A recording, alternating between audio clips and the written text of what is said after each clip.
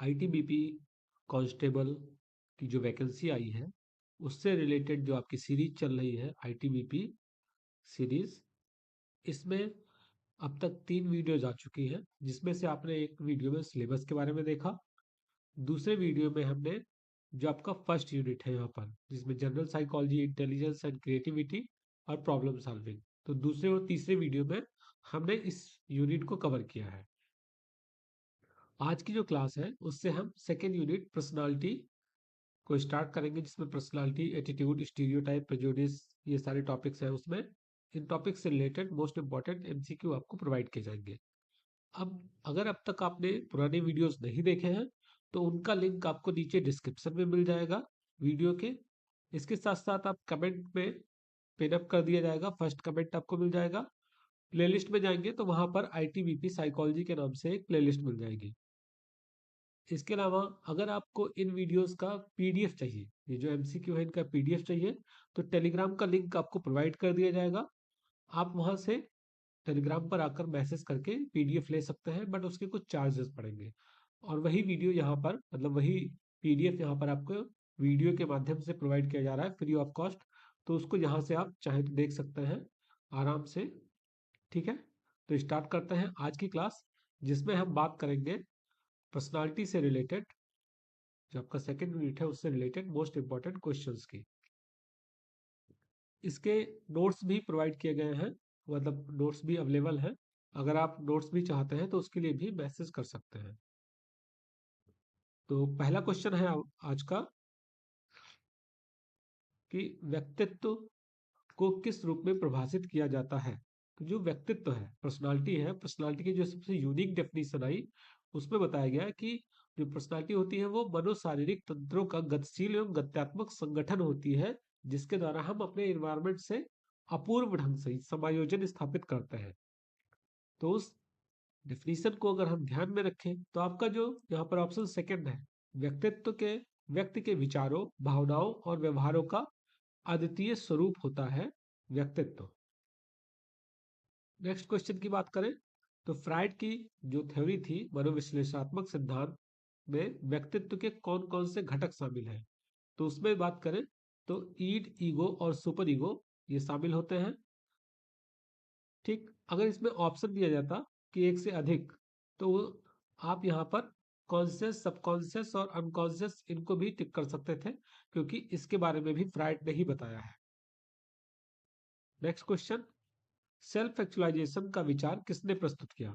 तो self actualisation का जो विचार था वो मैस्लो ने प्रस्तुत किया था, और उन्होंने सेल्फ, ये एक हायरार्की नीड दी थी, जिसमें इन्होंने नीड हायरार्की थ्योरी, 5 स्टेजेस होते हैं। जो आपका फर्स्ट स्टेज होता है, फर्स्ट स्टेज सबसे नीचे वाला जो स्टेज है वो किससे रिलेटेड होता है, वो रिलेटेड होता है आपका सिक्योर, सॉरी, बेसिक नीड, फिर आता है सिक्योरिटी, फिर उसके बाद बिलोंगिंगनेस, फिर सेल्फ स्टीम और लास्ट में सेल्फ एक्चुअलाइजेशन। ठीक है,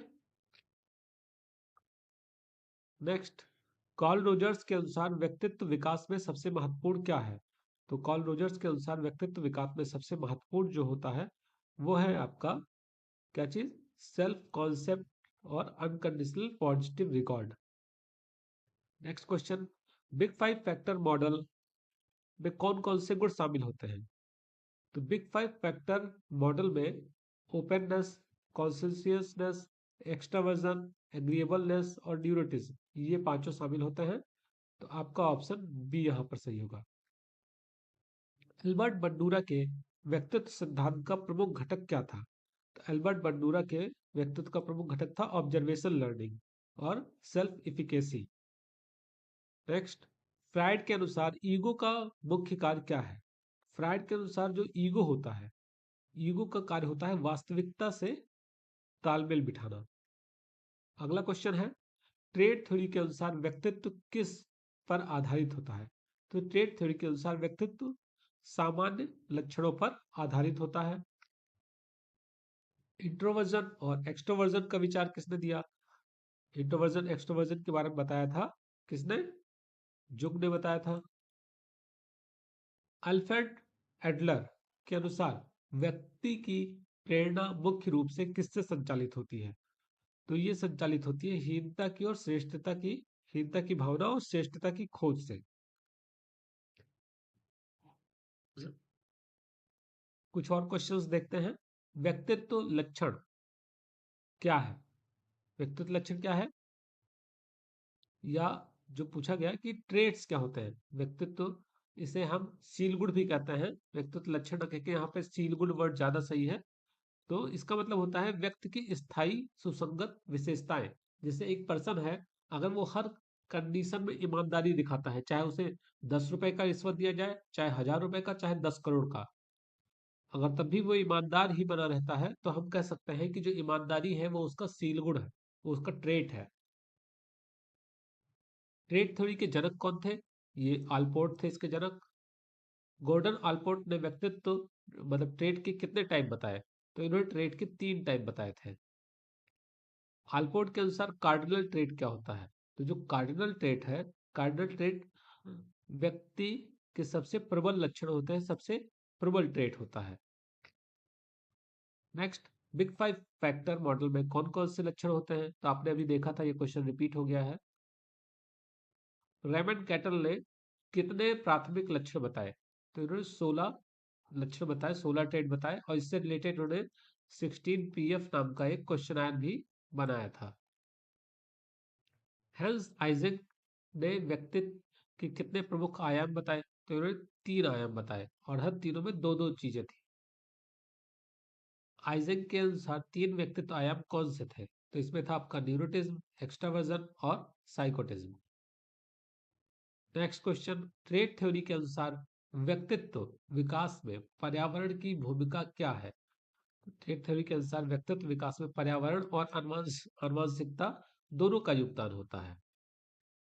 बिग 5 फैक्टर मॉडल में ओपननेस टू एक्सपीरियंस का क्या अर्थ है? तो इसका अर्थ होता है कि कोई भी नई चीज है, नई चीजों के प्रति जिज्ञासा और रचनात्मकता।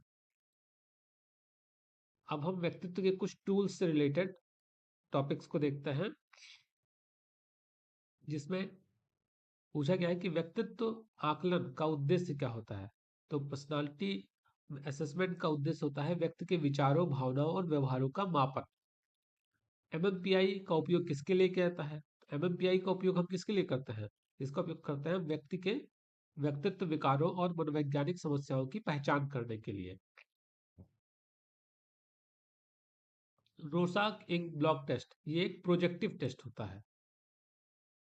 Thematic apperception test, thematic perception test क्या है, टीएटी क्या है? तो टीएटी क्या होता है? ये आपका व्यक्तित्व की अनजानी इच्छाओं और भावनाओं का इसके द्वारा पता चलता है, और इसको दिया था, इसको बनाया गया था हेनरी मरे के द्वारा। 16 PF कैटल का विकास किसने किया? अभी मैंने ऊपर बताया था, इसका विकास किया था रेमंड कैटल ने। ट्रेड बेस्ड व्यक्तित्व परीक्षणों का मुख्य उद्देश्य क्या होता है? इनका मुख्य उद्देश्य होता है व्यक्ति के स्थायी लक्षणों का पता लगाना। पर्सनालिटी इन्वेंटरी किस प्रकार का आकलन उपकरण है? तो पर्सनालिटी इन्वेंटरी एक प्रकार का मानकीकृत स्व आकलन परीक्षण है, स्टैंडर्डाइज सेल्फ असेसमेंट टेस्ट है। डीओपीआईआर किस मॉडल पर बेस्ड है? डीओपीआईआर ये बेस्ड है बिग 5 फैक्टर मॉडल पर। प्रोजेक्टिव तकनीक का मुख्य रूप से उपयोग किस पर आधारित होता है? तो ये आधारित होता है अवचेतन की प्रक्रियाएं और आंतरिक इच्छाओं से संबंधित। बैक डिप्रेशन इन्वेंटरी बीडीआई का उपयोग मुख्य रूप से किसके लिए किया जाता है? तो इसके अवसाद कि यहाँ पर आप ये डिप्रेशन देखकर अवसाद मत लगाइएगा। यहाँ पर क्या होगा आपका, सॉरी, ये आपका जो राइट आंसर होगा, ये आपको सीधे पता चल रहा है कि डिप्रेशन इन्वेंटरी है, और यहाँ पर सीवियरिटी ऑफ डिप्रेशन, तो अवसाद की तीव्रता, ये आप यहाँ पर इसका आंसर लगा सकते हैं। राइट आंसर बी होगा। वो मुझे थोड़ा सा कंफ्यूजन हो गया था, मुझे लगा था कि क्वेश्चन में कुछ दूसरी चीज पूछ रहा है, बट इसका राइट आंसर यही होगा। ठीक है। एटीट्यूड से रिलेटेड कुछ क्वेश्चंस को देखते हैं। एटीट्यूड, या जिसे हम हिंदी में मनोवृत्ति कहते हैं। एटीट्यूड को परिभाषित कैसे किया जा सकता है? तो व्यक्ति का किसी वस्तु, किसी व्यक्ति, किसी स्थान के प्रति उसकी क्या भावना है, वो क्या सोचता है, उस आपके क्या विचार है, मनोदशा क्या है, उसे ही हम एटीट्यूड कहते हैं। एटीट्यूड या मनोवृत्ति के कितने घटक होते हैं? तो इसके मुख्य रूप से 3 घटक होते हैं। यहाँ पर देखिए बताया गया ऑप्शन 3। तीनों घटक कौन-कौन से हैं? तो इसके 3 घटक होते हैं संज्ञानात्मक, भावनात्मक, व्यवहारात्मक। इसे हम एबीसी, अफेक्टिव, बिहेवियरल, ए, बी और सी, इसे हम एबीसी मॉडल कहते हैं। संज्ञानात्मक घटक का अर्थ क्या है? संज्ञानात्मक घटक का अर्थ होता है किसी वस्तु या विषय के बारे में व्यक्ति की धारणाएं और उसका विश्वास क्या है। एटीट्यूड के भावनात्मक घटक मतलब उसका व्यवहार और उसकी प्रतिक्रियाएं क्या है। सॉरी, अफेक्टिव पूछा गया है। मुझे लगा था बिहेवियरल पूछा गया है। अफेक्टिव पूछा गया है तो यहाँ पर होगा आपका भावनाएं और अनुभव। अगर बिहेवियरल पूछा जाएगा, ये बिहेवियरल भी आ गया, तो यहाँ पर व्यवहार की बात की जाएगी। किसी वस्तु के बारे में व्यक्ति का व्यवहार का प्रदर्शन करना। नेक्स्ट, कॉग्निटिव डिसोनियंस थ्योरी किसने दी थी? तो ये दिया गया था फेस्टिंगर के द्वारा। जब व्यक्ति के एटीट्यूड और व्यवहार में असंगति होती है तो इसे क्या कहते हैं? जब इसके व्यवहार में असंगति होती है तो हम इसे कॉग्निटिव डिसोनियंस कहते हैं। मतलब व्यवहार कुछ कर रहा है, आप चाह कुछ रहे हो और कर कुछ रहे हो, तो ऐसी सिचुएशन को हम कॉग्निटिव डिसोनियंस कहते हैं। ठीक है। नेक्स्ट क्वेश्चन, किस घटक में व्यक्ति की प्रतिक्रिया और व्यवहार शामिल होते हैं? तो किस घटक में शामिल होते हैं? व्यवहारात्मक घटक में दोनों चीजें शामिल होती हैं। एटीट्यूड को मापने के लिए उपयोग की जाने वाली तकनीक कौन सी है? एटीट्यूड को मापने के लिए जो तकनीक उपयोग की जाती है उसे हम लिकर्ट तकनीक कहते हैं। नेक्स्ट क्वेश्चन, एटीट्यूड चेंज का क्या अर्थ है? जो हमारी मनोवृत्ति है, मनोवृत्ति परिवर्तन का क्या अर्थ है? तो इसका अर्थ होता है किसी वस्तु, व्यक्ति या विचारों के प्रति हमारे दृष्टिकोण में परिवर्तन। जैसे किसी चीज को आप पहले बुरा मानते थे, अब उसी चीज को आप पहले अच्छा मानने लगो अब, तो वो क्या है? एटीट्यूड चेंज है। ठीक। एटीट्यूड परिवर्तन का सबसे महत्वपूर्ण मॉडल किसने दिया था? तो ये मॉडल दिया गया था एल्बोरेशन लाइक्लीवुड मॉडल, एलईएम। एलईएम में कितने मार्ग, कितने राउट्स हैं? तो इसमें टोटल 2 राउट्स होते हैं। ईएलएम के कौन से मुख्य 2 मार्ग हैं? तो ये होता है सेंट्रल और पेरिफेरल। अब सेंट्रल मार्ग किस पर आधारित होता है? तो सेंट्रल मार्ग आधारित होता है तार्किक सोच और गहन विचार पर। पेरिफेरल किस पर आधारित होता है? पेरिफेरल आधारित होता है सतही संकेत और जैसे सेलिब्रिटी अपील या आकर्षक प्रस्तुति, इन सब पर। संज्ञानात्मक असंगति सिद्धांत का संबंध किससे है? तो ये व्यवहार और दृष्टिकोण में असंगति, मैंने बताया था व्यवहार कुछ कर रहा है और आप चाहते कुछ और हो। कॉग्निटिव डिसोनियंस को कम करने के लिए कौन सी रणनीति अपनाई जा सकती है? तो इसमें अपने दृष्टिकोण को बदले, व्यवहार को बदले, असंगति के औचित्य का प्रयास करना, ये सारी चीजें हैं। सामाजिक प्रभाव, सोशल इन्फ्लुएंस किस प्रकार एटीट्यूड को परिवर्तित करता है? तो जो सोशल इन्फ्लुएंस है वो व्यक्ति के समूह के प्रति विचार और भावनाएं बदलता है। ठीक है, तो आपका ऑप्शन ए यहाँ पर सही होगा।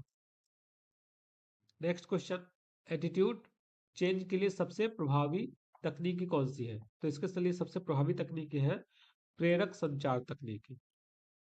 ठीक। तो ये आज की क्लास में हमने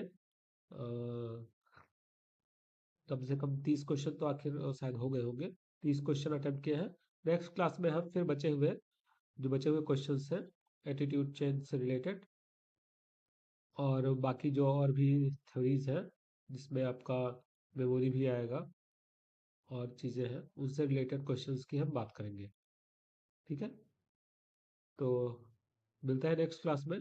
तब तक के लिए धन्यवाद। और अगर आपको इनके पीडीएफ चाहिए तो आप नीचे कमेंट कर सकते हैं, आपको लिंक प्रोवाइड कर दिया जाएगा।